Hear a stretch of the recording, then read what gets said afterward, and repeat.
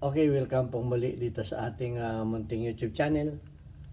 At bago ako magpatuloy, bumati at magpasalamat ay gusto ko lang munang basahin ang katanungan ni Armando Anabiesa. Okay, sabi niya, normal lang po ba maestro pagputok ng baril basag yung basiyo? Okay. Tapos may follow-up question pa siya. Sabi pa niya dito, tay, pag di lahat ng basyo ng bala basag paminsan lang, maluwag pa rin ba ang chamber kahit minsan lang? And actually, tatlo yung tanong niya. Inulit pa niya, sabi niya ni Armando Anabiesa, tay, pag putok ng baril minsan kasi may basag na basyo ng bala, pero minsan lang, maluwag rin ba ang chamber or natural lang?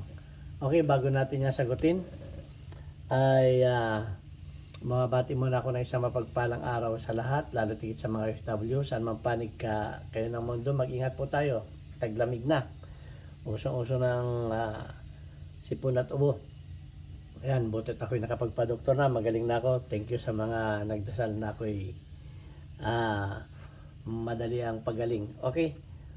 At pasasalamatan ko lamang yung ating mga 37,960 plus na mga subscribers. Maraming salamat sa pag share ng ating mga videos, yung mga pag-thumbs-up ninyo sa ating mga at magaganda ninyong comment. At lalo tigit, maraming salamat sa mga hindi nag-skip ng ads, sapagkat tayo nga po ay isang charity vlogger. Kaya po ako gumawa ng videos ay dahil sa ako ay may mga ng YouTube channel, dahil sa ako ay may 6 na estudyante na tinutulungan, anak ng mga single parent na tinutulungan ko na makapag-aral. At hindi ko sila ginagawa ng content dahil mga bata pa sila. Ang ginawa ko na lamang ay gumawa ko ng YouTube channel para yung kinikita ko dito ay tulong sa kanila. Bagaman maliit pa ang kita ko dito, ay nakakatulong din naman ang inyong di pag-skip ng ads. At labis kong pinasasalamatan ng marami ang mga nagpadala dito sa ating GCash number, itong number sa aking likuran, na pantulong sa ating mga mumunting mga anghel na nangarap ding makapag-aral. Ayan, at ginawa ko rin ang aking YouTube channel para doon sa mga gustong maging gunsmith na wala namang school na gunsmithing sa Pilipinas. Ayan, at maraming salamat sa ating mga sponsor sa panguna ni Alfredo Isidro Ordo Sipay ng Las Piñas, si Architect Arnel Salvador ng Kuwait, si Jovel Plato ng Riyadh, Saudi Arabia, si Ombet ng Kia Motors, si Anthony Banglista ng Pasay. Merong ayaw magpakilala, tawagin nating Adrian, at si Conrado Ilulailio at si Junard Diaz. Ayan, at maraming salamat sa inyo. Diyos na ang balang gumanti sa inyo. Hindi po tayo tumitingin sa laki ng halaga. Ang mahalaga po tayo nakatulong. Okay, sa katanungan ni sino yung nagtanong? Na normal lang ba na minsan ay may nababasag na basyo? Hindi naman lahat nababasag, pero normal lang ba yun? Ang sagot ko dito ay pwedeng oo, pwedeng hindi. Bakit? Sa katanungan mo, Armando Anabiesa, kung ang ipinuputok mo ay mga bagong bala, ibig sabihin yung mga factory load, hindi pa nare-reload, factory load pa, hindi po normal na may nababasag na basyo. Hindi normal, dahil kami dito libo-libong pinuputok namin, hindi kami nababasagan ng basyo sa aking experience. Kung ang pinuputok ninyo ay mga factory load, yung mga per shot. Pero kung ang ipinuputok mo ay mga reload na, normal yan. Dahil nung una ako nagre-reload din. Dahil ang mga reload na bala, hindi natin alam kung ilang bala na, ilang beses nang ini-reload. Ang basyo, hanggang 3 reload ang maganda pa. Pag yan ay nakalima na, ay meron na talaga diyang nababasag. Okay, at ginagawa ko pag nakatatlo Nakatatlong putok na ako, mga pang-practice ko na lang yan at pinipili ko na lang yung magaganda. So, tinatanong mo kung maluwag na ba ang chamber. Okay. Malalaman mo pag maluwag na ang chamber pag ipinutok mo dahil ang basyo mo ay buntis. Okay, buntis yan. Ibig sabihin yan ay tumaba na buntis. At pag inilagay mo sa ay masikip na. Pag inilagay mo, ibinalik mo sa dito sa kanyang chamber. So ayan, yun ang malalaman mo. Papaano mo, kasi yung iba, mag-ingat kayo sa pagpapahuning pag hindi nag-i-eject ang inyong mga baril. Kaya tinuturuan ko kayo. Huwag ninyong pagdiskinitahan ang inyong chamber. Huwag ninyong pagdiskinitahan. Ilang bisis ko na itong tinuro. Paano ninyo malalaman kung masikip o maluwag ang inyong chamber ng inyong baril. Ituturo ko na naman. Kumuha lamang kayo ng ilang bisis ko na kayo itong tinuro. Isang coupon band paper. Gupitin ninyo ng 1 cm. Pagkatapos ay ilagay ninyo isapin ninyo sa bala, kung anong haba ng bala, ganyan yan. At ilagay ninyo sa chamber. Yan. Pag yan ay ibig sabihin ay hindi masyadong maluwag, kamukha nito.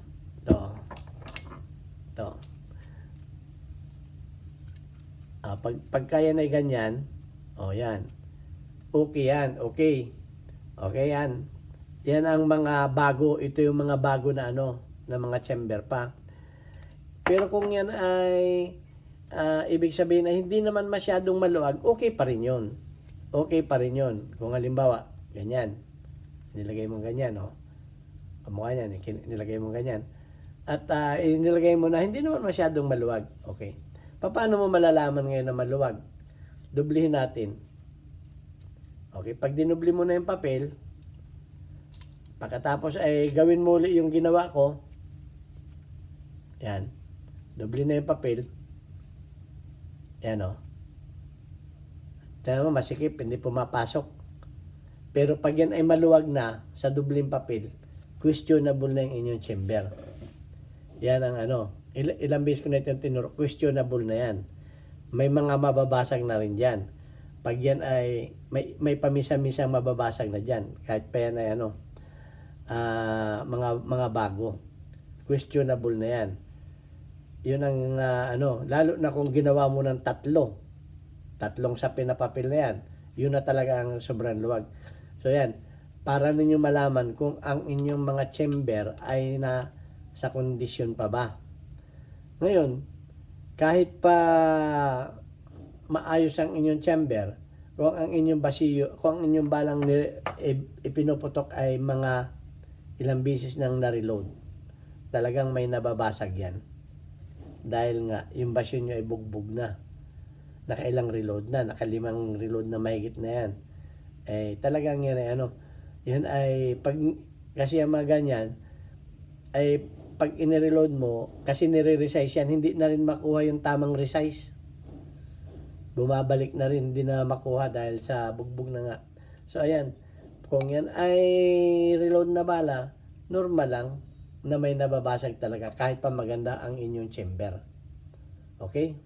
So ayun, sukatin mo yung iyong chamber para malaman mo kung, kasi tinatanong mo kung pag may nababasag ba ay maluwag na ba yung chamber. Sukatin mo. Katulad ng tinuro ko sa iyo. Pag yan ay dubli na yung papel at maluwag pa rin, ay questionable na yan. Questionable na yung Kasi yung iba, pag hindi nag-eject o huhuningin, hindi naman yun ang may problema. Ibang may problema. Kaya nga tinuro ko na sa inyo kung bakit hindi nag-eject. Ang dami kong video niyan, bakit hindi nag-eject. Ayang, pag didiskitahan ninyo ay chamber ng chamber, ayun, lumuwag na tuloy. Hindi po basta-basta lumuluwag ang mga chamber. Tandaan ninyo yan. Hindi basta-basta lumuluwag ang chamber. Marami na kaming na loose bore, pero ang chamber ay hindi lumuwag. Mas unang luluwag ang groove niyan kisa sa chamber. Bakit lumuwag lang ang chamber? Kasi nga, hinuning ng hinuning, pinalis ng pinalis, Oh. Pag napalis na ninyo at makinis na, wag na ninyong ipalis pa. Tanggalin na lang, brusin na lang ninyo ng nylon brush. Nylon brush na lamang yan at babalik yan sa kintabi. Hindi yung papakintabi na naman ninyo. Ay pagka kaya nga sinasabi ko sa inyo, huwag kayong gumamit ng mga panlinis na nakamukha nito. Yung mga panlinis na ganito, akala ninyo, yan, isa yan sa nakakapagpaluwag. Kaya nga sabi ko sa inyo, ito lang ang gamitin ninyong nylon. Ito lang nylon. Dahil sa kagagamit ninyo niya, friction ng friction niya. Kasi may nag-comment na ito daw tanso na brush o copper brush ay hindi nakakapagpasira ng groove. Ay sa friction niya, ginanon ninyo ng ganyan. Ilang beses ninyo, kada putok ninyo, gaganon ninyo ng gaganunin. Eh makakasira yan. Maniwala kayo. Bakit ko nasabi? Yung labaha. Kiniskis nung tatay ko, kiniskis nung barbero na ganun eh. Gano'ng katigas ang labaha. O bakit tumatalas? Ibig sabihin, may nakukuha siya doon. So, ito pa kaya. Ito, kiskisin ninyo ito ng kiskisin sa balat. May makukuha yan. Yan sa katagalan. Yun ang friction. Bakit yung mga makina na may busing na tanso? Na-explain ko na yan nung nakaraang video. Lumiliit pa rin. Nakakain pa rin yung bakal, pero tanso na yung mga electric pan. Lumiliit yung ihi, pero sa tanso nakapasok yun. Saka ikot. Nakakasira din ng tanso. Di kung hindi nakakasira ng tanso, di wala nang naging lost bore na baril. Wala na naging lost bore. Sa dami nang naiputok niyan. Sa dami nga nang naiputok niyan, tanso yung metal coated yung So mali po yung paniniwala ninyo na hindi nakakasira ito ng baril. Sa katagalan ninyo yan, hindi ninyo mararamdaman. Parang sakit yan. Mamalay kayo, may cancer na yung inyong baril. Hindi ninyo mamamalayan yan eh. Pero sa katagalan, sa limit ng ginagawa ninyo na paulit-ulit, cancer na ang inyong baril. Anong gagawin ninyo? Di palit kayo ng baril. O di kaya magpa-slip kayo sa machine shop. May videos na tayo niyan. So yan lang ang mapapayo ko sa inyo. Ingatan ninyo inyong mga baril. Ingatan ninyo ang mga pyesa ng inyong baril. Huwag kayong maniwala dun sa mga walang experience. Ako, kahit ako nababas, experience ko naman yun. Ibas na ninyo ako, experience ko yun eh. Bakit, ilang taon ang experience ninyo? 20 years na nga ako dito sa aking dito pa lang sa kumpanya ko eh. 3 years ako sa Saudi, Gunsmith. 20 years ako dito. 1996, shooter na ako.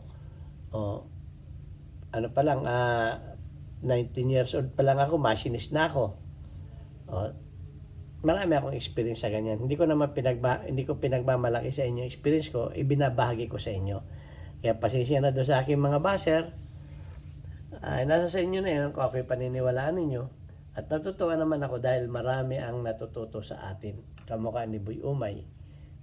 Nagpasalamat sa atin dahil naayos niya yung kanyang chamber, yung nagbabatangal, hindi pumasok na ganun. Papasalamat si Boy Umay, naayos daw niya. Sinunod yung payo ko. Ayan, maraming salamat sa inyo. At